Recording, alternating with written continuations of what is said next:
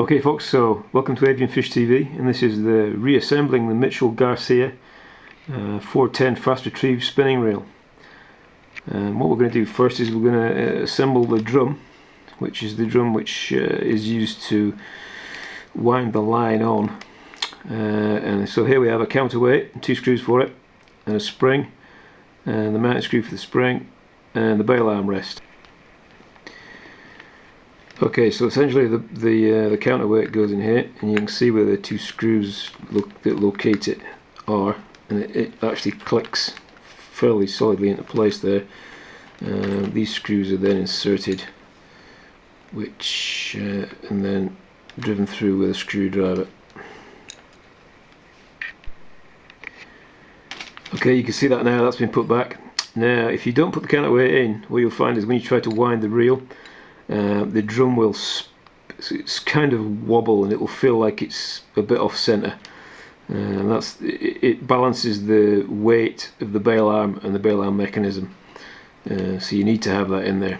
Okay, so next we're going to put the bail arm rest in.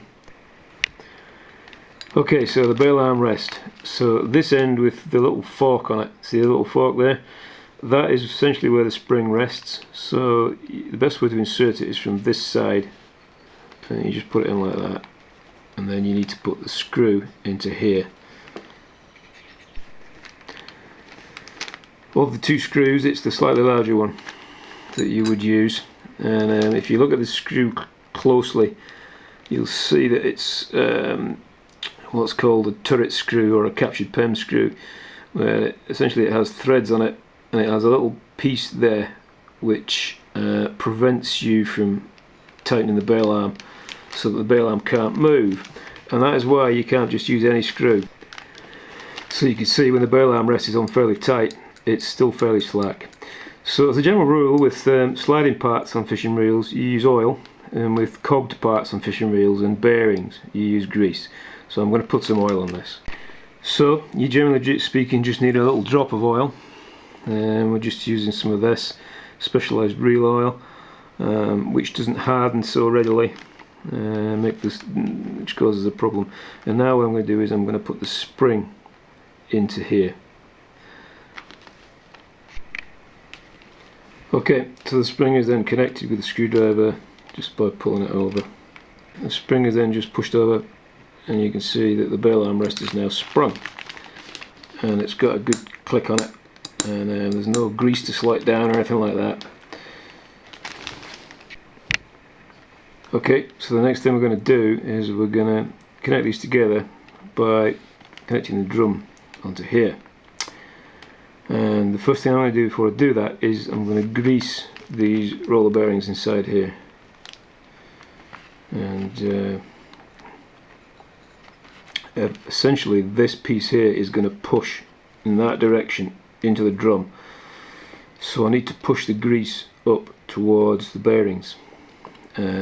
So you would pack the grease from this side. However, if you have bought some proper reel grease, you can see that inside it there's a special applicator for doing that. So I'm actually going to use that instead. Alright, so this grease now is on the outside cog, and there's some in the tube there in order to get it onto the roller bearings. So remember, in the last video I specifically said to you, don't forget the little washer. So there is a little brass washer, which I'll just find for you. So the little brass washer here, which you need to go over there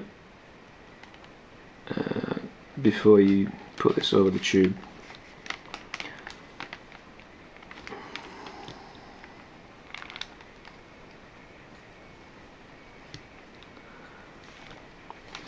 Okay, so this grease, as you can see, has come out in a blob at one end, and you need to just remove that. So you don't really want that hanging around too much. It's not a good idea to have too much grease on fishing reels. You generally just put just enough on. Don't pack it out. That's really not the way you're supposed to do it. And There's a very interesting article on the internet which I might see if I can find and insert into the video, which explains what kind of greases you're supposed to use. This blue grease has, it's made by Penn in this case, and it has aluminium inserted into it, and it's got a high oil content which is slightly different to car grease. Car grease is actually too stiff, and some of the other greases that you get, such as waterproof grease from Halfords or motoring suppliers, they actually cause problems for fishing reels, so it's advisable not to use them. Actually use a proper reel grease because it's specially formulated. Okay, so next we have, when we took this apart, we have a copper washer, and I think there's a fibre washer on top of it. Well, it might be a steel washer. Now, there's a couple of copper shim washers, I think there, and a steel washer which we took off in the dismantling video, and you'll probably find that your reel will have the same. The manufacturer will have added a different number of shim washers depending on how many they needed when they built the reel when it was new. So they go over that stem there, and then on top of that we have the baffle plate, which fits into a notch on this round section in the middle there. So that just inserts and sits flat like that, and then there's a 12mm nut which goes over there, and if you look at it, it's got a serrated side. The serrated side goes downwards. Now that should be a nice freely moving item. And this is a 12mm spanner. Okay, so the next part to go in is the spool slider, which makes the spool move up and down. And there's a little bit of grease in there, but generally speaking sliding parts are oiled. So what I'm going to do is I'm going to put some reel oil on the back into the channel where the slider goes. Okay.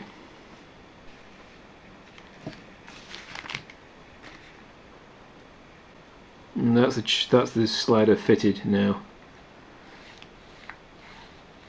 It's not that amazing a fit either. These Mitchells are not that well made. There may be a little bit of grease in there. So I might just cut a clean that out and then we'll put it back again. And then we'll proceed. Okay, the reason that felt grungy was because I put oil here, and I should have put some oil at the top here as well. And once I did that, it was actually pretty good. So that's just fine. Okay, so the next thing we're going to do is to put the bail arm on. Okay, this is the bail arm. These do get bent pretty regularly, so it's worth taking them to a specialist or trying to get them to the right shape first.